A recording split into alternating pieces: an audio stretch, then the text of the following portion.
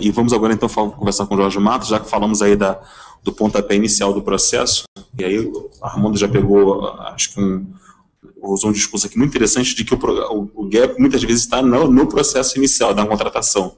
Sim. O perfil do indivíduo quando a gente fala da pessoa. Sim. E aí o que a eTalent especificamente faz para ajudar as organizações, Jorge, nesse processo de identificar os talentos de maneira correta, tanto no processo de contratação quanto no processo de movimentação interna, às vezes, porque também você pode movimentar o funcionário internamente e cometer um equívoco. Sim. O sujeito saiu de uma área, foi para uma outra, ele não tem perfil para aquela área. Ele estava ótimo naquela área que ele estava e, de repente, a empresa, por empolgação ou por algum motivo, locomoveu o sujeito e ele não tem aquele perfil. Sim. Na prática, antes mesmo de pensar o indivíduo e ter o contato com o indivíduo, acontece um problema antes desse processo, que é o momento em que a organização ela deveria se debruçar com mais paciência, com mais cuidado, para especificar o que ela quer daquele indivíduo. E aí, a nossa experiência mostra que 8 em cada 10 executivos que normalmente não tem tempo e que fazem essas coisas normalmente assim meio que a toque de caixa, 8 em cada 10 terminam construindo perfis de super-homem. Então, na realidade, dentro da nossa metodologia, né, dentro do conceito DISC, que é D de dominância, influência, estabilidade, conformidade, eles terminam criando um personagem que normalmente é aquele cara direto, agressivo, desbravador. Ele é influente, persuasivo e empático, estruturado, organizado e detalhista e minucioso. E aí a gente brinca normalmente no final, quando ele termina lá o processo, a gente dizer o seguinte: olha, o perfil está ótimo, só que tem um problema. Aí o cara pergunta, bom, que problema? A gente diz de transporte. Aí o cara fica mais curioso ainda, né? Por que de transporte? Aí a gente diz o seguinte: é de transporte porque vai ter que trazer este homem de Krypton para a Terra.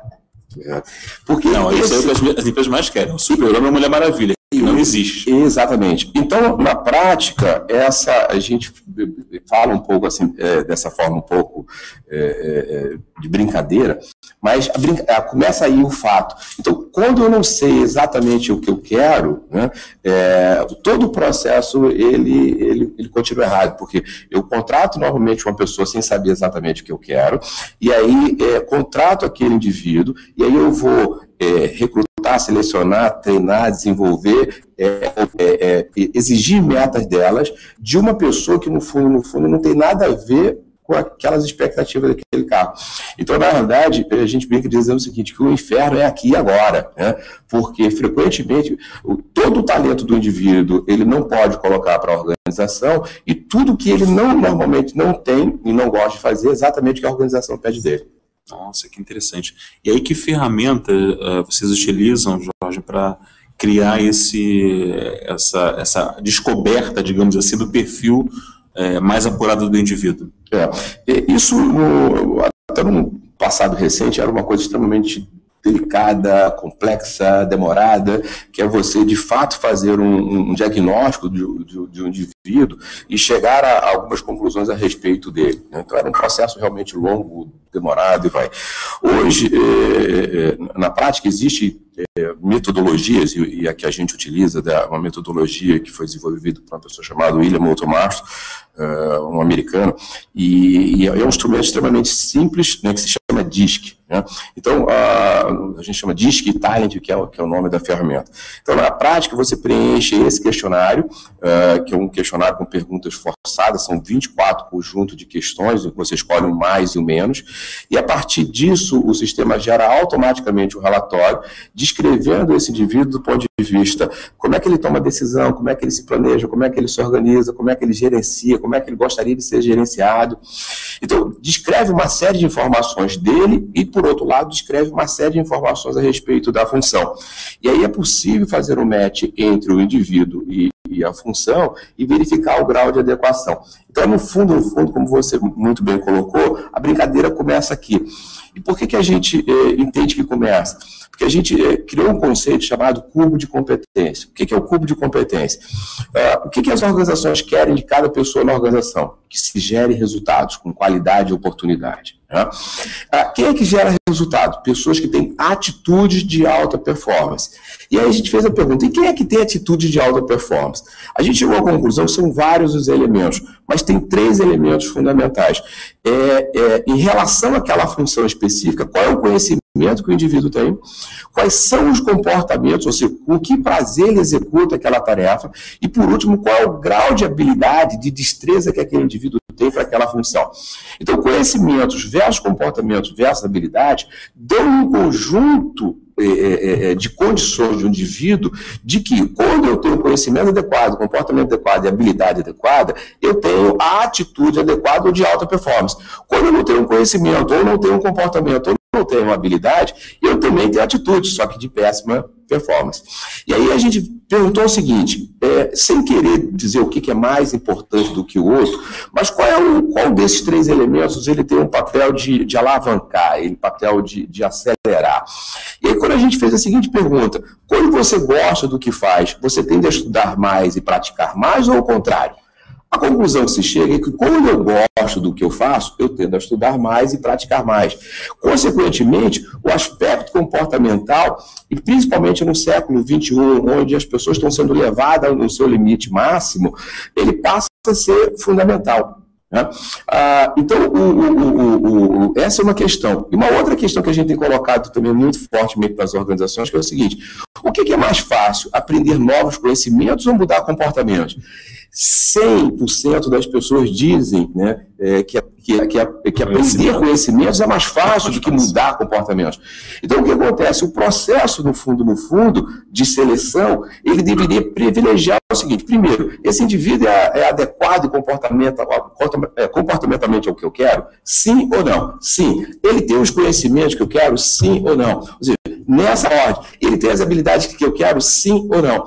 Se ele tem um comportamento, em primeiro lugar, o conhecimento no segundo e a habilidade no terceiro, sem querer classificar as coisas... Esse famoso chá, né? Na verdade, o chá antigo. O tipo de competência é uma proposição de melhoria na modelagem do chá. Porque o chá, ele não fazia distinção se o indivíduo gostava ou não gostava daquela atividade, se ele era adequado ou não adequado à atividade. O cubo de competência, ele deu ao chá um elemento novo, que é um elemento qualitativo, dizer o seguinte, então, a atitude, como resultante do processo, ela é resultante dos conhecimentos que eu tenho, dos comportamentos que eu tenho e da habilidade que eu tenho.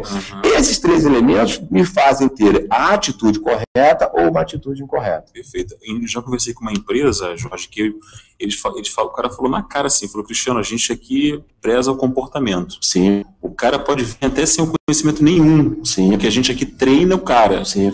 Mas o cara tem que ter a competência comportamental que a gente precisa para essa função. Sim. Então, o treinamento a gente tem aqui a exaustão. O cara vai fazer o treinamento, vai aprender tudo que ele precisar. Mas ele tem que ter o comportamento. E eu fiquei pensando nisso e falei, realmente faz todo sentido, né? Sim. Porque o conhecimento ele pode adquirir, inclusive adquirir no próprio dia a dia, na organização, nas áreas de treinamento e desenvolvimento, e concurso, etc, etc. Agora, quem muda o mapa mental dele? Quem muda o sistema nervoso central dele? Sim. Quem muda crenças e valores? Sim. Quem muda o sistema cognitivo do indivíduo? Ninguém. Sim. Sim. Entendeu? Isso está introjetado nele. Sim. Entendeu? Vem com ele essa carga, entendeu? Sim. E agora o conhecimento ele pode adquirir. Ele pode adquirir, e a própria organização pode proporcionar a ele esses conhecimentos. Lógico.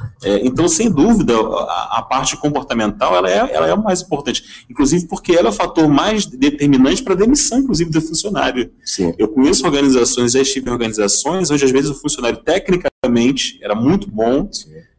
Você diria que nunca aquele sujeito ia ser desligado, e em termos de resultados também, mas em termos de comportamento e relacionamento, que é aquilo que ele estava falando ali, o cara não era bom. Perfeito. E aí tinham queixas disso, queixas daquilo, queixas da situação tal, situação Y, e o cara era desligado por comportamento, e não por qualificação técnica, por conhecimento. A máxima do mercado é contratamos as pessoas por suas habilidades técnicas e demitimos essas mesmas pessoas por suas deficiências e falhas comportamentais. Isso aí. Essa é a frase que você escuta 10 em cada 10 empresas. É exatamente isso. Aí você vê o cara era, porque o cara é bam, não sei o que, do engenheiro, e o cara não sabe se relacionar, não tem jogo de cintura, não tem aquelas competências de flexibilidade, trabalho em equipe, enfim, comprometimento, enfim, por aí vai. E aí a coisa é complicada. E aí está no comportamental. Sim. E isso pode ser investigado antes do sujeito ingressar na organização, ou mesmo estando na organização, Perfeito.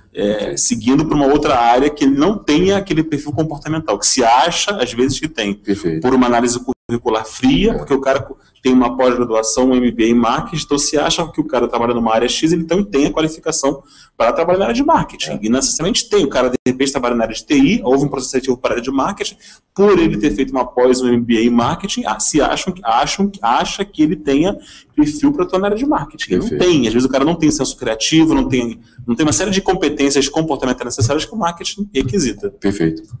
E ele seria muito bem profissional de TI, né? Você é um ótimo profissional de TI. Então, acho que é a coisa muito por aí. Mas, Jorge, então, como é que... Você falou no início, uma pesquisa que vocês fizeram, não é isso? Fala sobre isso. Eu acho que essa é uma questão extremamente interessante sobre essa pesquisa que nós realizamos, porque a gente... Isso o Mário vai gostar de saber, tá? Fala para o Mário. Informação é matéria para o Mário. Porque o Mário não é só música, não. O Mário é música e informação, tá? Com certeza vai ser matéria para o Mário vai querer saber mais detalhes. Na verdade, é uma informação extremamente interessante, na verdade, inclusive, é a primeira mão. Acho que você está sendo assim privilegiado por esse momento. A gente vem trabalhando há 20 anos com a questão do comportamento, e nos últimos 5 anos, ou seja, desde 2007, a gente vem fazendo a pesquisa, e nessa pesquisa nós já temos hoje 1.300.000 pessoas que participaram do resultado da pesquisa. Então, na verdade, é uma pesquisa extremamente consistente. Nós resolvemos agora consolidar todos os dados, e a gente está chegando assim, a uma série de informações a respeito do comportamento do brasileiro, algumas verdades, algumas absolutas inverdades a respeito do comportamento brasileiro, muito interessante. Exemplo, por exemplo, uma verdade, se fala muito da natureza, vamos chamar, receptiva, amistosa, que o brasileiro é uma pessoa de fato amiga, de fácil contato.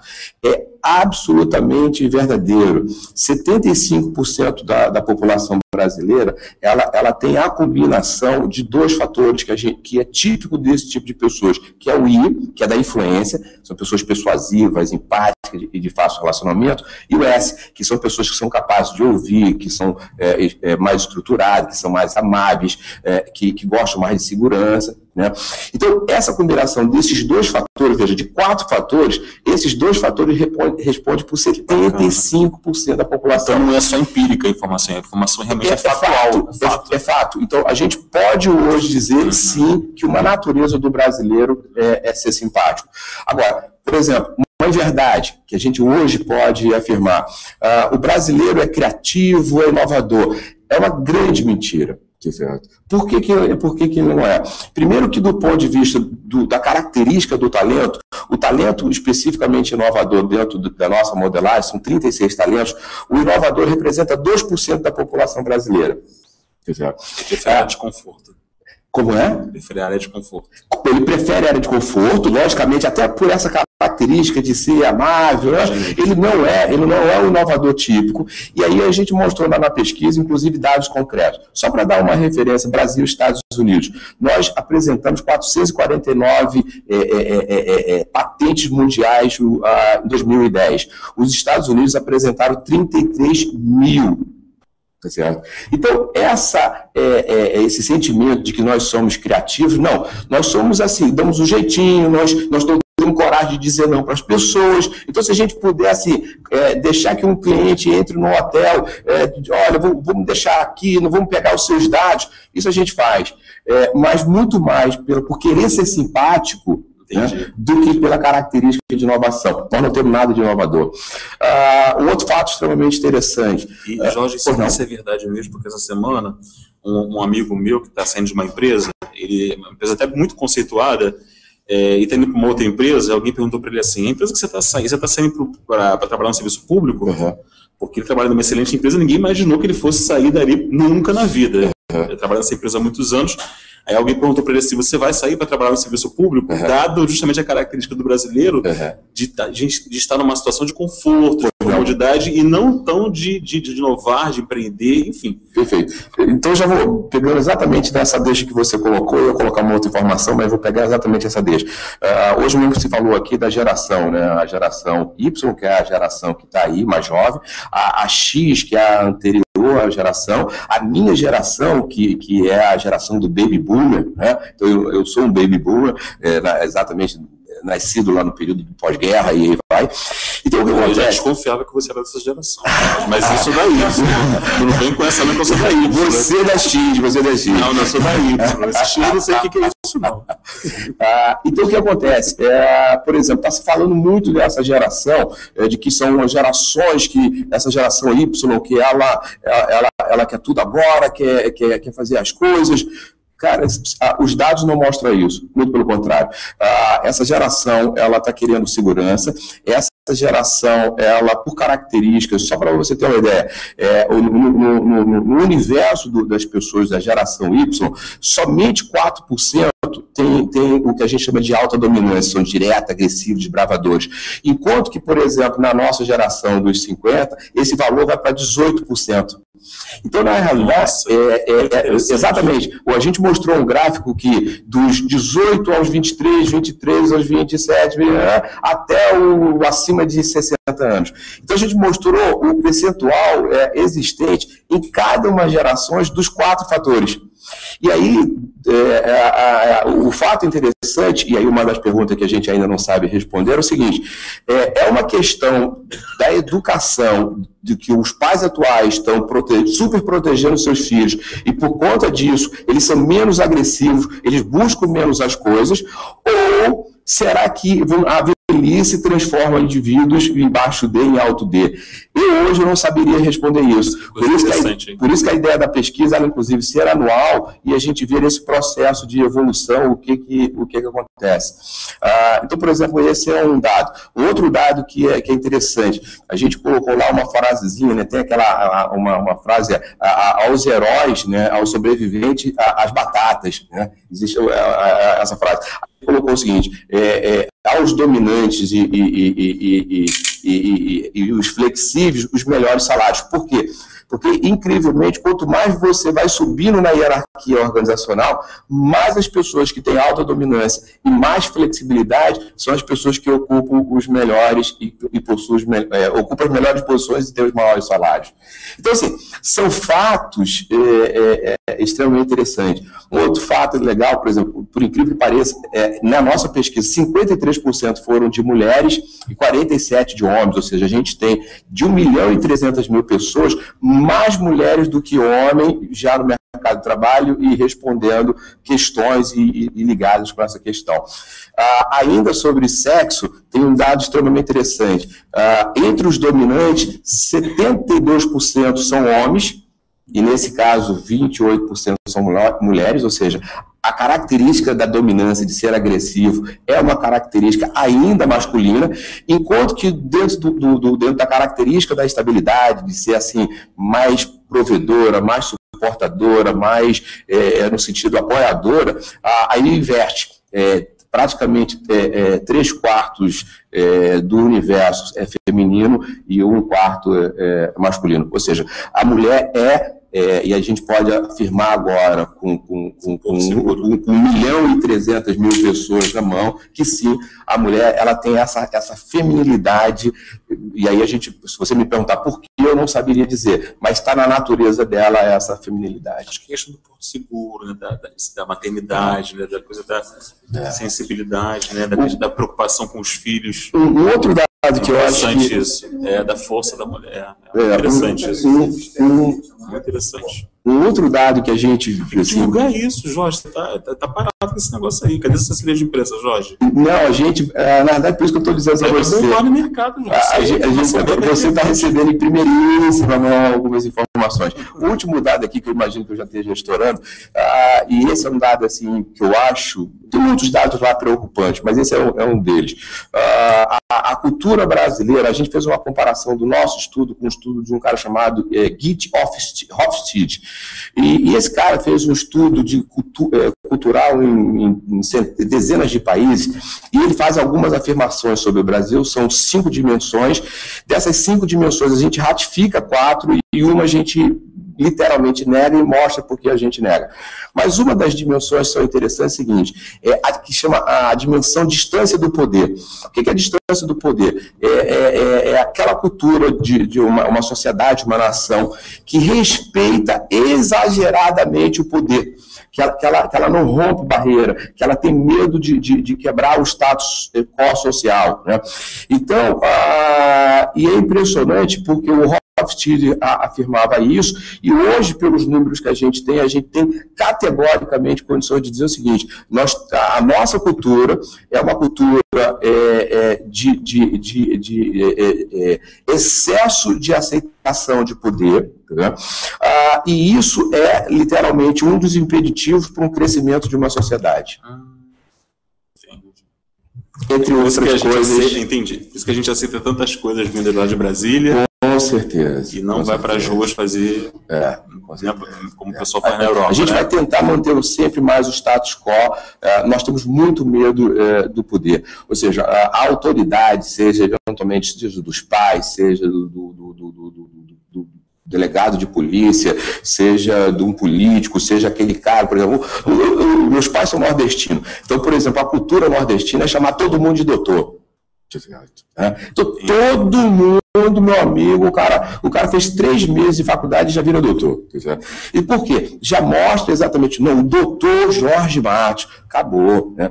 E até essa semana a gente contratou um nordestino que está passando agora essa semana para a gente. A primeira coisa que ele fez foi o quê? Doutor Jorge, eu falei assim, cara, vai ser a primeira e última vez que você vai me chamar de doutor, não tem isso aqui, né? Então, que é da nossa cultura. É uma submissão excessiva, e isso tem um peso, com certeza, no nosso desenvolvimento. Exatamente. Com conforto, logicamente, na verdade, é o medo da quebra do status quo. Eu não vou brigar com você. O que ratifica a nossa característica de cordialidade. E aí uma das questões que eu coloco é o seguinte: se de fato nós somos esse país tão cortês, a gente deveria de fato trabalhar muito fortemente a segurança, porque a gente vai fazer isso aqui de uma grande Disneylândia natural. Isso aí, ou seja, a gente pode fazer desse país um país sem igual do ponto de vista do turismo. Se fizermos, então, uma análise comportamental do nosso país, nós estamos dizendo o seguinte, que o nosso país seria um país com perfil, com vocação para turismo, por exemplo, implantação de call centers, tudo que seja relacionado a clientes, a serviços. Perfeito. A Bahia, eu não sei onde está agora, mas eu fiz consultoria para algumas empresas na Bahia, inclusive na área de rádio e TV, e eu não sei se essa coisa evoluiu, mas a Bahia estava querendo se colocar no mercado nacional e mundial como a terra do sorriso. E, assim, a terra da cordialidade. E eu diria que a Bahia, sim, tem isso muito forte, mas não é a Bahia, né? É o Brasil inteiro. Que, aliás, mais um outro dado interessante. A gente brincou novamente lá com os títulos, a gente diz o seguinte: o mesmo tom de cinza, já que está essa moda aí de 50 tons de cinza, a gente brincou com um dos títulos, o mesmo tom de cinza. Por quê? Eu fiquei impressionado que de todos os estados brasileiros, praticamente as mesmas médias são os mesmos perfis, vai estar em todo o Brasil.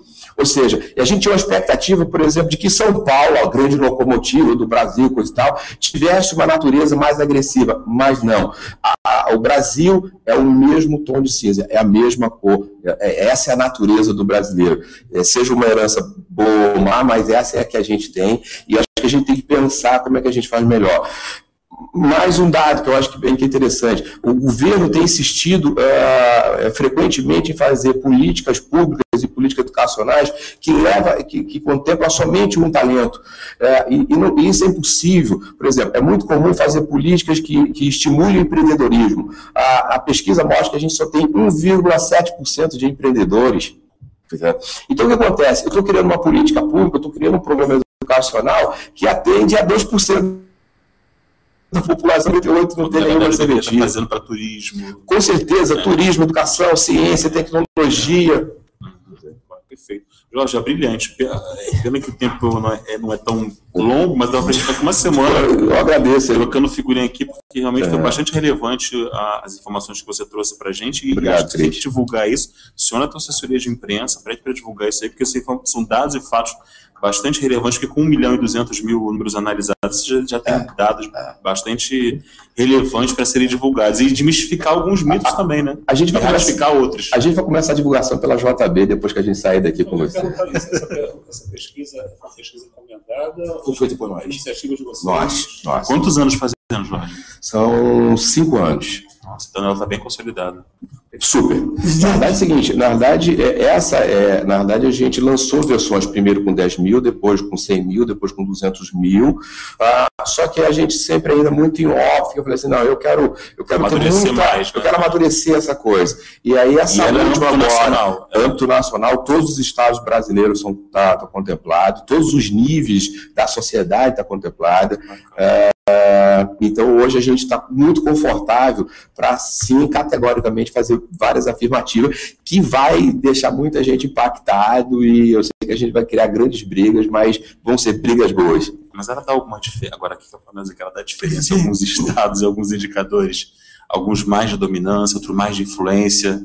Por incrível que pareça...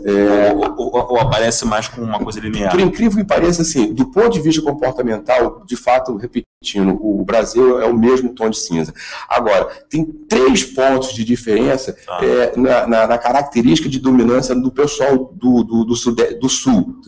Os 3 estados do Sul, eles têm 3 pontos a mais, que não é nada significativo, mas é assim, é a única coisa no fundo de diferente. E se você olhar, por exemplo, é uma afirmativa até que a gente faz, eu não sei nesse caso se eu estou errado ou não, porque tem um pouco de percepção, porque em cima desse dado, por eles serem um pouco mais direto, mais agressivo, historicamente a gente, pelo menos essa é a minha percepção, a gente tem a leitura de que o nordestino é mais simpático do que o pessoal do Sul, né? E assim, eu não sei se 3 pontos seriam o suficiente para mostrar essa simpatia, eu acredito que não, mas a gente briga um pouco com essa informação lá. Mas é a única coisa que, do ponto de vista comportamental, a gente viu de diferente no Brasil. Agora aqui que é para nós, em relação a Rio e São Paulo, só para a gente finalizar. Nenhuma. Nenhuma.